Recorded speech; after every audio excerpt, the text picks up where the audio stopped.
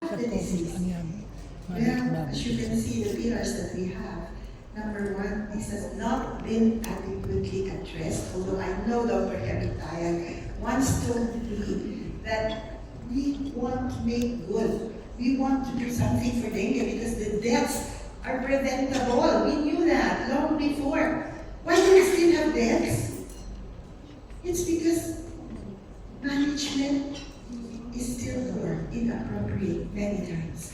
Doctors are still not so updated on the current situation of dengue. It's a very important disease that we cannot understand just like that. It's a complicated disease, and I'm giving you a complicated answer. But it's because the adequacy of management is not yet there. I used to ask Dr. Eric Dayag used to ask me, what clinical guidelines do we need? Ang dami-dami pong guidelines, iba-iba. So, hindi po standardized. And you just follow what you think is right. But it's not right many times. And I'd like to ask Dr. Forti for what should be a good clinical management. Why are doctors not yet sure about how to manage dengue? Flora? To answer the question first, why is it dengue still with us? Actually, dengue has been with us for 7 years already. In other countries, 30 years pa lang, halos wala na po silang fatality. Why? Actually, this is a multifactorial. Hindi lang po isang section, isang ng country natin. It's really multifactorial. It all starts in the community. Community would mean the people in the community, they should be well educated, they're being trained, and that is that vector control. Simpleng linis lang po sa paligiran. Simpleng linis lang po sa bahay ng tubig. And these are clean, stagnant water, mosquito na gusto nila. Hindi po sila nandun sa manudumi kanal. Clean, stagnant water. If only everyone will clean, sa totoo lang, bumabagsak pong cases ng dengue. But again, another factor, Pilipino, kingas kukon. Nililinis lang, pag maraming dengue, pag walang dengue, nawawala na rin. So dapat sustain, dapat maging habit po natin ito. Ito po yung tinatawag ng Department of Health. Tingin ko wala naman pagkukulang ng Department of Health in really doing lots of activities, projects and everything to prevent dengue. But it's sometimes the implementation na kulang po. Other is the vaccine. The vaccine play an important role in decreasing our dengue cases and death. Next is the education in the community. Our community should be educated on what are the prevention, tapos na tayo sa vector control. How do you recognize? How do you diagnose dengue? Kasi one of the most common causes is also early or late and misdiagnosis. Pumupunta na po sa hospital, nagbe-bleed na po sila, nagsishock na po sila. Some are even dying already, or few are dead na dumating. We try ourselves to do that, but minsan kung barko pa yan, tagilid na po. Hirap na po kaming mag-ano. But that is the next step. The second step, of course, the one that Dr. Lulu Bravo mentioned, the clinical management should be updated. Okay, so we will probably, we have the WHO naman for guides, but there are other countries which showed better outcome of the dengue that we have, where they have their own guidelines, and we want also to learn from them. So all of these really need a collaboration. Hawak kamay po tayo lahat para po sa isang goal natin na magkaroon ng zero mortality by 2030 and 50% decrease in the number of cases in dengue. If we will only do it, sustain it, kayang-kaya natin by 2030. Thank you po. So any pa po from our... Okay, good morning everyone. Thank you Karen for sharing that personal experience with dengue. question, why do we still have dengue? Obviously, there's a virus. And then there are mosquitoes that carry the virus. I'll start by saying that environmental or vector control will not be enough to address our situation on dengue. When I say it, the data strongly suggests that we have to look at our health system and equity issues. For example, pasensya na sa media, kakuha ko lang ng data sa DOH. But I cannot give you the numbers, but I can give you some figures. For example, when we compare the 2024 number of cases compared to the number of cases in 2025, there has been a 26% decrease. So kung ikukumpara natin yung 2025 sa 2024, bumabago ng 26%. Pag kinumpara naman natin yung dami ng namatay sa dengue, yung 2024 at 2025, bumabago ng 15%. Ulitin ko bumaba ng 15%. So sasabihin nyo siguro, bumaba yung bilang. Tapos bumaba rin yung bilang ng namatay. Pero tingnan nyo kung gaano yung pagbaba. Yung pagbaba ng kaso, 26%. Yung pagbaba ng namatay ay 15% lamang. So, may problema tayo sa dengue kasi hindi katanggap-tanggap na marami ang namamatay. At nang tinignan ho namin yung datos, pinakamarami ko ay sa mga 1 to 14 years old na kung saan 54% ng kaso po natin ay nasa ganitong edad po. At 52% naman po ay sa tatlo lamang rehiyon sa ating bansa. In Region 3, Region 4A at National Capital Region. Yung mga binibigay ko po sa inyo ay sa Epidemiology Bureau ng Department of Health. At yan ay base sa report nila para sa buong taon ng 2025. Ngayong po 2026 hanggang February 14 ay meron na tayong lampas 14,000 kaso. Ngayon tatanungin ng iba sapagkat ito ay bumaba po. Malaki pong pagbaba kumpara sa parehong panahon ng 2025. Subalit nang nagawa po ang inyong lingkod ng analysis, ito po ay dapat bantayan sapagkat anuman ay maaaring tumaas po. Gusto kong paliwanag. Dito po sa ating bansa, dengue occurs all year round. Pero may dalawa po siyang peak cycles. Ang una ho ay January at February sapagkat sa eastern part ng ating bansa ay tag-ulan.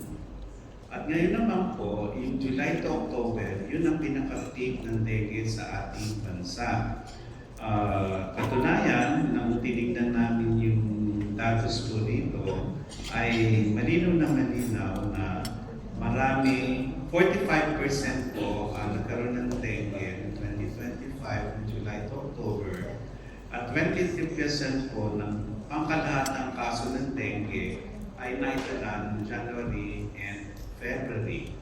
So ang ibig po sabihin yan, dahil tinignan din po namin yung mga namamatay po dito, nagulat kami sapagkat noong April, o hindi siya sa pika, yung April, ay mas marami po yung mataas po yung case fatality rate.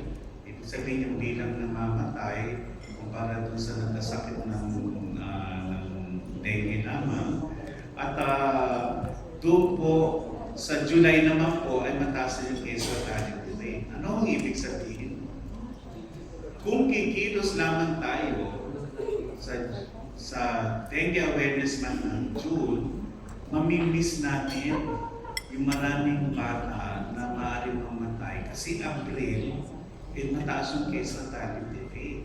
Tapos may natuklas ang pabukan na yung more than 60 years old, mas mataas yung case fatality rate kumpara sa mga bata. So, ibig ko sabihin yan, kung inaakala nyo, sakit lang ng bata itong dengue. Pag 60 na ba, taas nga ng 60 na ba? 60 year na bang daw? Yung may mga karami. Mukhang hindi na kayo kakagaling ng ganito Kasi, ganito po ang sitwasyon sa dengue Nalapat po yung serotype. Pag paulit-ulit po, talagang hindi na kayo makapatengge ulit. Kaya lang hindi natin alam. Sundan nga, sinabi ni Karen, nandun pa rin yung takot niya. Ang ilang po naman po, bakit dalawa lang yun? Pag severe kasi Karen, katulad na nangyari sa inyo, malamang pangalawa mo na yun o pangatlo. Ngayon, ay welcome po natin ang Undersecretary Global BOA ng Department of Health. Palakpakan po natin. Bagong hirap po na ang Undersecretary. Doktora, baka you want to join us dito? O kaya pinaliliwanag ko po sa inyo. Ngayon, may kinalaman po yun sa 4 na serotype. Nang tinignan namin yung report ng RITM, hanggang 2024, dengue type 1 po ang marami nagsisirculate. Ang problema, kaya dumami ho yung kaso natin ng 2024 maging ng 2025. Lahat ng serotype nagsisirculate. Ibig sabihin, kung nakagat ka, nagkasakit ka, pwede maulit yun doon sa mga panahon na binanggit ko. Dr. Santos, Dr. Lulu, gusto ko rin pagbigay alam sa inyo na ganito po. Pag tinignan natin yung datos na sinare po ng Department of Health sa inyong lingkod, mababa po yung kaso ng dengue ng COVID. O isipin nyo paano. Wala lumalabas ng bahay. Patunay ko na dahil sa travel, tayo hindi natin alam na dengue na, dala natin virus, pupunta tayo sa ibang lugar, kakagatin tayo ng lamok doon, tapos yun na mo, kakagatin yung mga nakatira doon. So hindi natin alam, dinala natin doon. Okay? Kaya, malapit na yung bakasyon. Okay, so ingat po tayo, huwag tayo makakagat para na sa ganun po, yung pumuntahan nating mga bayan-bayan ay hindi naman makaranas ng hindi magandang dengue ngayong taon. So, siguro, ito ko nang ihinto yung aking sagot doon. So, in short, nandyan yung 5%, nandyan yung damo. Okay, pero dun sa datos na binigay ko, sana maintindihan lahat kami nagkaisa dito kung bakit zero dengue deaths. Okay, so zero dengue deaths. Biro mo, sa ngayon ay nasa 4 per 1,000 namamatay sa dengue sa ating bansa. Sa ibang bansa, 1 per 10,000 na. Halos wala nang namamatay. May bansa nga, 0. Diba? Narinig nyo yung bansa. Ayan. Narinig din yung bansa. Ayan po. Hindi rin. Can we do it, Eric? You think we can do it? To have zero dengue deaths. That's what our goal is for the dengue college. Zero dengue. Can we do it? Tanungin natin sila. Okay. Can we do it? Yes, we can! Parang wala nang malakas doon. Ayaw pa nila maubos ang dengue natin. Kasi, Dr. Erica, paliwanag mo sa sila kung bakit itong end dengue. Nag-happy birthday na tayo. Yeah. So basically, natanong na rin naman din Dr. Eric, pero isi-share namin yung pinaka-totality daw ng program natin later, after daw ng ating video briefing. So isa doon daw, pasok ko lang isa sa ating concern ngayon, authority yung about sa vaccine. So there have been reports of fake dengue vaccine circulating in the market. So the Food and Drug Administration released their statements about it last December 2025. So of course, this is deeply concerning. And sa ating po mga experts, ano po sa tingin nyo yung this fake vaccines can pose to the public health, and of course what should be the healthcare professionals and the public should do to protect themselves regarding this circulating fake dengue vaccines? Fake news about, di ba? Yes. Kaya kayo hinihingi namin ng tulong para ipamahagi. We have to fight fake news, dissemination, disinformation. When it comes to vaccine, na fake, na eto na, wala pa po tayong vaccine na approved ng FDA. Noong pong 2015, nagkaroon ng license yung Dengvaxia. 2016, ginamit natin. 2017, medyo na-withdraw, hindi na tigil yung pagbibigay. And by 2019, totally na-withdraw na sa ating licensure. Ngayon po, meron bagong next generation vaccine. And yet, eto na ngayon, tinitake advantage po ng ating mga opportunists. We don't know what the opportunists, who they are. But we know they are the ones who make profit or benefit from having this vaccine, either fake ones, pabili nila. Marami pong nangyayari ganyan. So we have to be vigilant. Wala pa pong vaccine na nasa market ngayon. We are still working and trying to make sure that we give you the benefits of what the vaccines are all about. We do have now a next generation, which we have been working on to ensure the safety of our children, our people. Isa po yun sa nabanggit ni Dr. Florty kanina na kailangan natin na pag-aralang mabuti. Kasi clinical management, kulang na tayo sa very appropriate. Kulang pa po ang ating education sa ating training ng mga doktor para makapagawa ng magandang management at hindi mamatay ang pasyente. Too much, too little, or too late fluids, yan po ang pitfalls ng ating management. Tandaan niyo po, fluid therapy, either kulang, either masyadong delayed na, and most of all, kaya po namamatay, too much ang naibigay na fluids. Sobra po. Marami po ganyan. Eh, hindi niyo po alam yun dahil medyo mahirap pong isipin ano ang clinical guidelines. At iba-iba po. Hanggang ngayon, hindi pa po yan nakasay. Pero kung tayo ay may bakuna, and you know naman, vaccine will be the most important preventive measure. Kung walang disease, di ba lang gagamutin? Yung ba? Ang problema, andyan nga yung virus, andyan yung labo, andyan yung mga tao, andyan yung travel, andyan yung climate change, lahat po yan, nag-contribute para tayo magkaroon ng dengue. E nagiging severe dahil po mali or medyo hindi okay ang management or ang paggagamot. Too late, too little, or too much fluid. Tandaan niyo po yun. Tatlo pong very important principle yan sa pag-manage ng dengue. At ang sinasabi po natin, labanan ng fake news, wala pa po yan.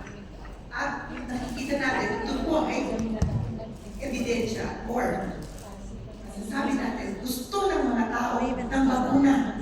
Kaya pati fake news na meron ng bakuna na nagkakalat, pinapatulan. Di ba?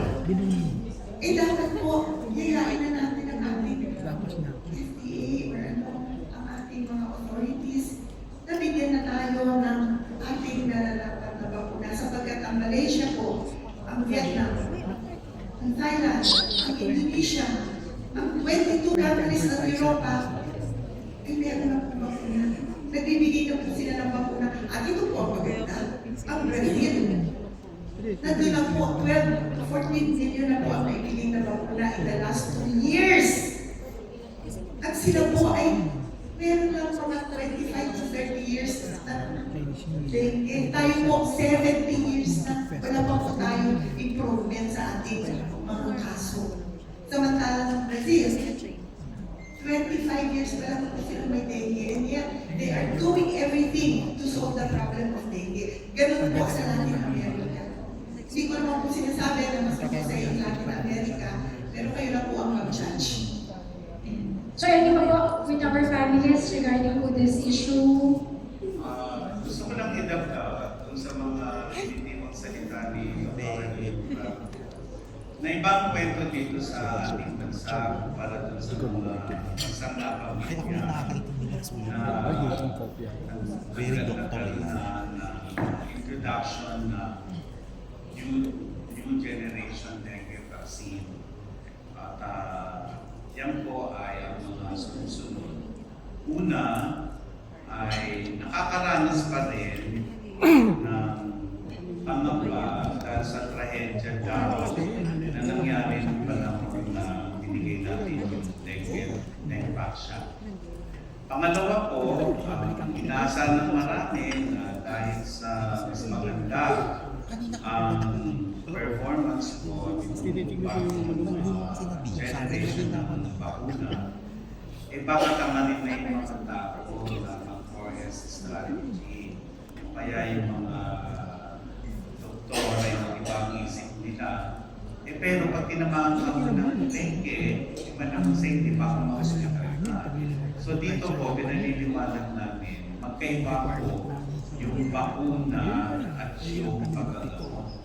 Pinaliliwanag po namin yan sapagkat marami na. Sinabi na po yan ng World Health Organization. Sa mga bansa na magpapatupad ng dengue vaccination, ay dapat alamin po yung sitwasyon nila at dapat malinaw na hindi pwedeng palitan ng pagbabakuna yung mga ginagawa at mainam po clinical management. Sa media po, isulat niyo po dyan para malinaw po na yung bakuna cannot replace. Okay?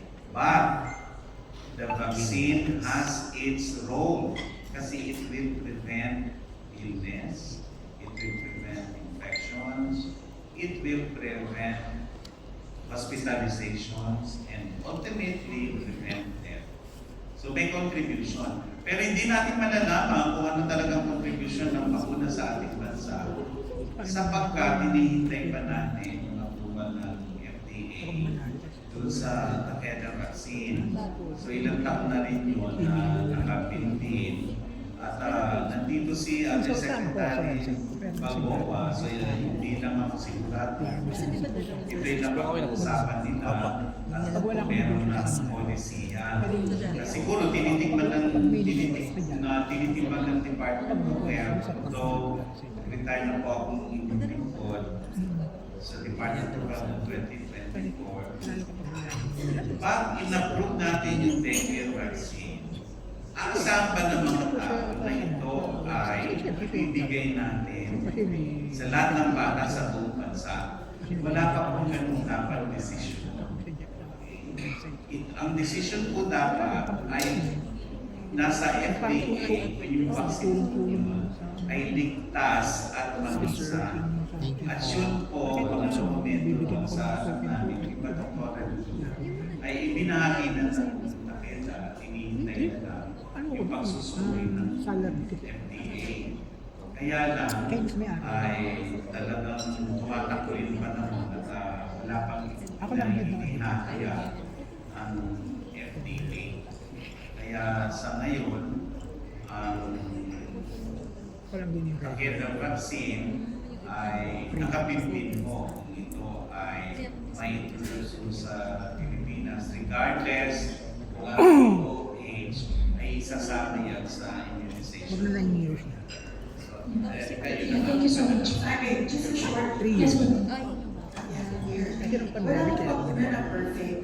Lahat po ng bakuna ay may tinatawag natin diversity and validation and side effects.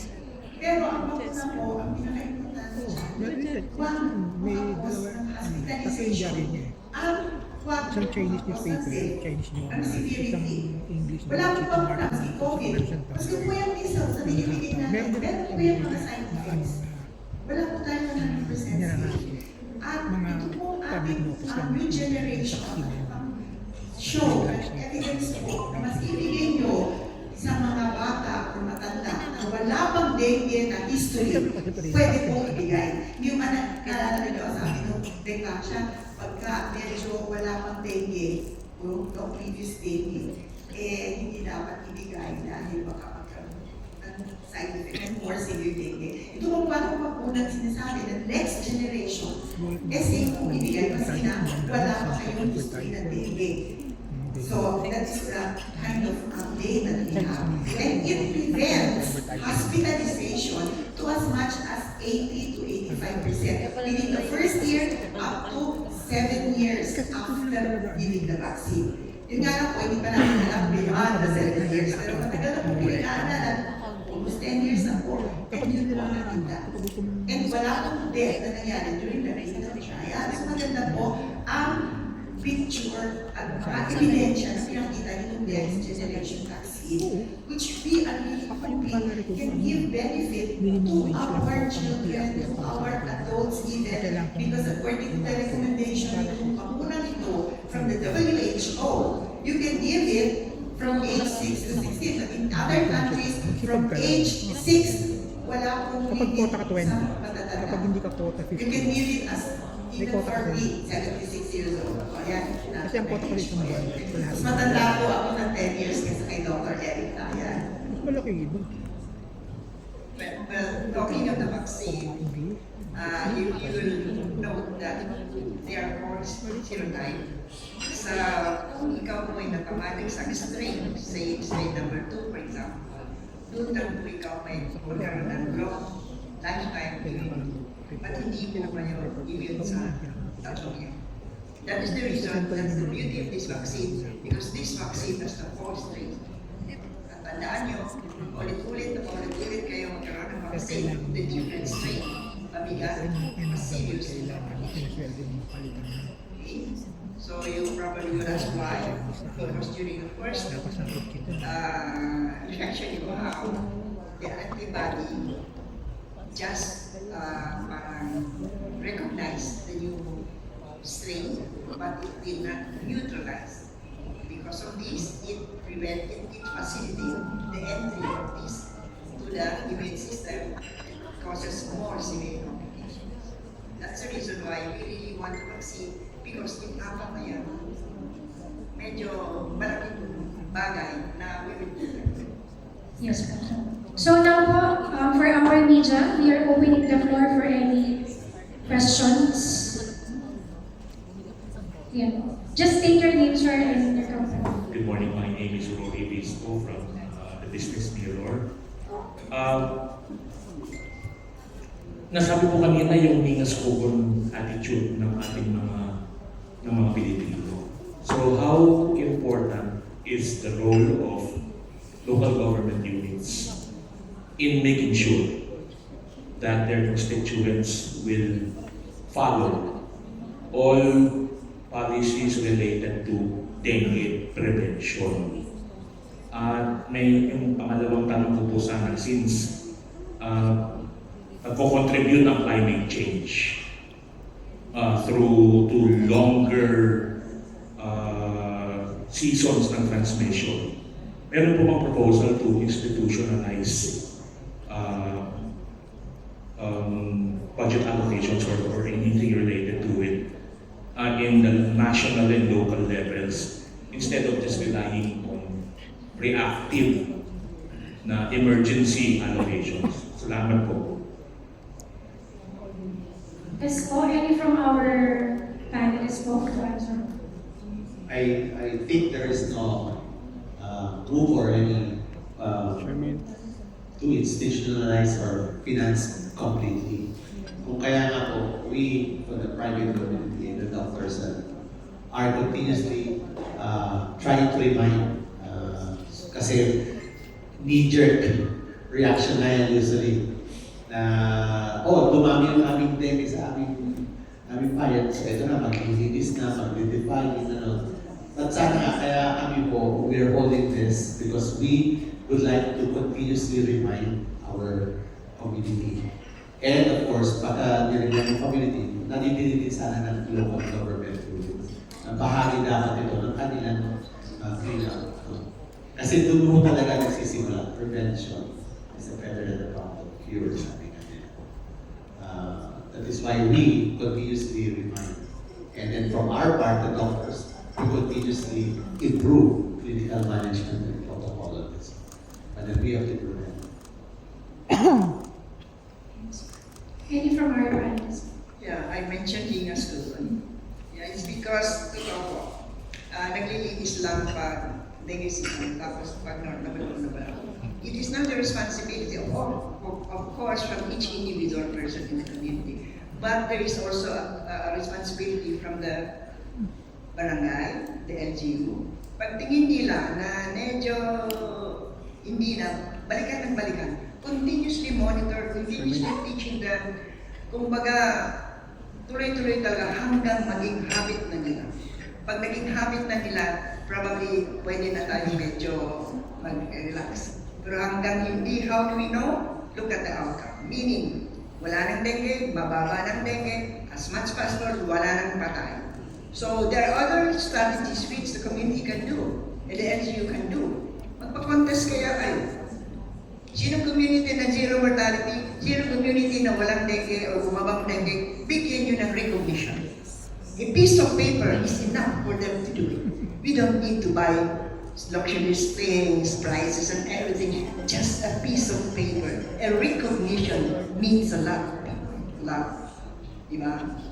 Ano yung, tapo, consistently kayo for the past 3 months, 6 months, 1 year.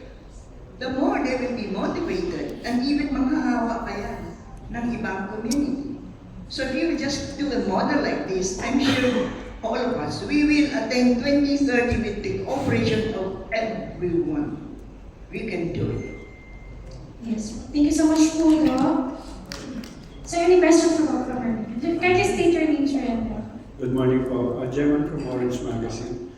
Na-mention po kanina yung about the vaccine na meron na sa ibang bansa, like Malaysia, I think. Bakit hindi po natin siya ma-adapt sa Pilipinas? Like, bring someone there to study it or collaborate with the country, since I think this is also a global concern, right? Yes, any from our panelists? Lahat po ng bakuna ay dumadaan sa regulatory body bago ito ma-aprubahan. Una, tinitignan ng maraming bansa kung may pag-endorso ng ginawang World Health Organization. Para sa bagong bakuna, yung Takeda vaccine, meron. Okay. At maaari nyo itong mabasa, available online, kung anong mga rekomendasyon tungkol sa nasabing bakuna. So yung mga bansa po yun. So huwag natin isipin po na what is good for Malaysia is going to be good for other countries. At tingnan nyo naman, kung sa kaso lang ng dengue, mas marami dito sa parte ng ating mundo, pero hindi pa kayo nagulat na ano pa yung Europa para aprubahan yung bakuna nun. Kasi nga yung dengue, kukuha mo yun sa travel. Maraming nagka-travel sa kanila. So para hindi na sila nag-aalala, bakunado na sila. So yun ang... So ito, tinitimbang po ng regulatory body. At kami naman nananalig na yung FDA ay binubusisi talaga yan. At yan po ay siguro konting panahon na lamang at lalabas nila yung kanilang verdict, parang ICC. Pero hindi naman ICC ito kasi ito ay makakasuti po sa NDEG natin, yung zero dengue deaths. Pero sinabi ko nga sa inyo na habang wala yung bakuna yun, ay titingnan natin na yung mga bata, ang karamihan bata, ay nadadala kagad sa ospital. Mamimisuyo ng magulang kaagad. Halimbawa, hindi po niya yung bata bago magabulan. Mainit. Okay? I-interpret ng nanay ng bilang sa araw. Kaya mainit. Tapos halos hindi kinain yung niluto niyang ulam. May interpret ngayon ng nanay yun na hindi nasarapan na lang sa luto mo. Hindi niya alam yung init na yun, lagnat na pala. Wala naman siyang thermometer. Pangalawa, hindi kumain, loss of appetite na pala yun. Ito ang dalawa sa isang maaari niyong masahan pag kayo ay nagkaroon ng dengue. Tapos kinabukasan, ayun, matamlay na yung bata, nakakarata na lahat sa bahay. Tinakbo sa ospital. Nang tinakbo sa ospital, hindi maalam yung doktor. So, Dok Hector, sana yung mga doktor natin ay naghahanda na kasi hindi po ganun kasimple magbigay ng fluids sa katunayan, di ba doktora, yung Sri Lanka, ilang beses na kayo na-imbita para sa ganun ay matingnan natin kung paano niya ginagawa yun. Hindi siya parang sasabi kayo ng dextrose, tutusok nyo sa bata, okay na. Hindi ganun simple. May pag-aaral na dapat gawin, may pagsasanay na dapat gawin. Kaya ito, panawagan sa mga doktor, kung inakala nyo po ay may pagkukulang po sa kaalaman nyo sa pagmamanage ng dengue, ay mas maganda po na inaamin na natin po kaagad po. At humingi po ng tulong sa kinauukulan. Ang Department of Health kasi parati naalala ko na nasa DOH pa ako. Nagpapadala sila sa mga eksperto sa iba't ibang ospital dito sa ating bansa para maturuan kung paano talaga yung dapat gawin sa mga pasyente. Huwag niyong hintayin po yung July hanggang October bago tayo uminom sapagkat kanina nga binanggit ko sa inyo, April, maaaring may mamatay na hindi naman dengue, big pa yung April. Kasi dengue occurs all year round. So, malungkot po na dengue, kagat ng lamok, na may dala ng virus, tapos namatay. Pwede naman hindi namatay. Pwede naman hindi nagkaroon ng dengue. So, pabalik-balik po yung natin yung ating iniisip na pre-prevent ba yan o gagawin na lang? So, kung tatanungin niya kami, pre-prevent ba yan o gagawin all of the above. Hindi pwedeng gagawin lang tapos hindi natin prevent. Hindi pwedeng prevent tapos mahina tayo sa paggagamot. Lulu. Okay. Gusto ko lang po magbigay ng aking sariling opinion kung bakit hindi pa po tayo nagkakaroon ng lisensya for our next generation vaccine. Ito po ay impact ng dati nating Dengvaxia chaotic introduction, and in a way, malaki po ang naging impact talaga, hindi lang po sa mga tao, kundi sa mga policy makers or sa ating gobyerno na gusto nila isiguraduhin na hindi magkakaroon na naman ng problema kung ma-introduce. At sabi po natin na, suggestion natin bilang private sector, huwag na muna ibigay public kagaya po nung una. Ibigay muna sa privado, which is what Malaysia is doing, which is what Indonesia is also doing. But Brazil is giving it publicly, kagaya po nung ginawa sa Dengvaxia. Noong pong Dengvaxia, Brazil din naglagay. Tayo po at Brazil ang nagbigay ng national, binigay regional yung pagbabakuna. Ngayon po, hinihingi lang natin na sana maging accessible kung sa may gusto. Para naman, magkaroon tayo ng experience din. Dahil sa ngayon po, pagka kayo nakinig sa mga bagong dengue summit meeting, at nangyari po yan noong June, di ba? Dr. Hector, ang PMA po nag-host din ng ating dengue summit. Doon po nakita natin ang real world evidence. Ano na po ang nangyari in the last 2 years nang nagbigay na nito bagong generation vaccine sa Brazil at dito rin po sa Indonesia at sa Argentina. At ito po maganda sa Vietnam. Noon po, 2 weeks ago, nagkaroon po ng another dengue meeting sa Bangkok. At nakita po natin ang Vietnam, sana nga, itinigay ko, Erika, yung introduction sa Vietnam. Ang Vietnam po, na napaka-husay din po mag-isip siguro sa health nila. Nag-umpisa na po sila mag-introduce, kagaya ng ginawa natin sa Dengvaxia na regional. at napakaganda po ang kanilang mga proseso. Importante po dito yung NITAG. Kasi yung NITAG po na nasa ating DOH, sila po din ang nagbibigay ng recommendation. Hindi lang po FDA, hindi lang po yung ating vaccine experts, ng DOST, ng Department of Science. Lahat po naman yan ay nagtutulong-tulong. At yan din po naman ang nangyayari sa ibang bansa. Ang importante lang po is wala silang experience na nangyari sa Daibacia. Kaya po sa ngayon, yan po ang isang bottleneck sa ating pagbibigay. Yun po ay private opinion po. And you can disagree with me, Parang but sinasabi ko po. hindi nationwide. Yes. Na parang target. Ibigay muna sa private Sa sector. mga lugar na kung saan yung mga Maging maraming accessible. kaso ng dengue. Yes. Katulad ng binanggit ko, National Capital Region, Region 3, Yes. at 4A. So parang doon muna, dahil ang malaki pa. So targeted siya, hindi yung sana all, hindi sana. Hindi mo na kasi natakot ang mga hindi lang po hindi po lang population ang pinakatakot po ng policy makers. Yung po mga tao, nagkaroon po kami ng survey, si Dr. Heidi Larson, gumawa po ng survey sa Pilipinas. Ang vaccine confidence natin for dengue vaccine is 85% sa mga tao. Di po ba ang taas mo? Po, ang mga tao po ay confident na pwede silang kumain ng dengue vaccine. Alam niyo po kung sino ang takot? Policy makers, ang ating po lawmakers, ang ating po mga nasa authorities. Kasi nga po, yung influensya ng Daibacia is still there. Para po yung multo na hanggang ngayon tinatakot pa tayo. Aba, hindi naman po tayo dapat magpatakot sana.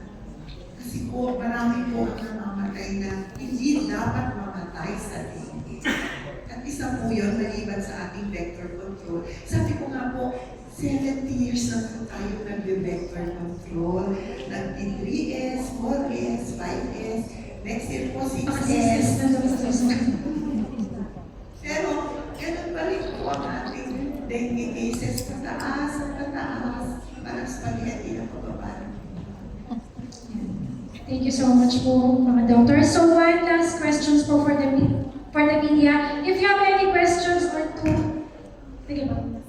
Hello po, magandang araw po sa ating lahat. Pag ganito yung press con, di ba, hindi naman tayo nagsasawang dumalo. Though ulit-ulit yung pinabanggit ni Doktora, maganda kasi nare-refresh yung mind natin. Meron lang akong naitala kanina, Doktora. Di ko ba sabi nyo, up to now, wala pang vaccine approved ng FDA naman po. And then 2019, totally, nag-withdraw na tayo. Tama po ba? Okay, may susunod natin at yung podcast. Ito yung medyo na-curious lang ako. Sabi niyo po kanina, meron mga opportunista. Di ba? Kaya tayo hindi maisulong yung ating vaccine. Tapos, kilala niyo na ba kung sino yung mga opportunista na binabanggit yung up to now? Nakilala na po ba natin ngayon, Dok, sa dami ng ating summit na nadaluhan, mga press con, dengue, zero dengue, yun talaga yung mga natin, ito ba? So, hindi natin lang. Tapos, may nabanggit kanina, gusto ko lang i-clarify ko kay Dr. Uy. Sabi niyo po kanina, yung paulit-ulit na pagbibigay ng vaccine kapag po, yung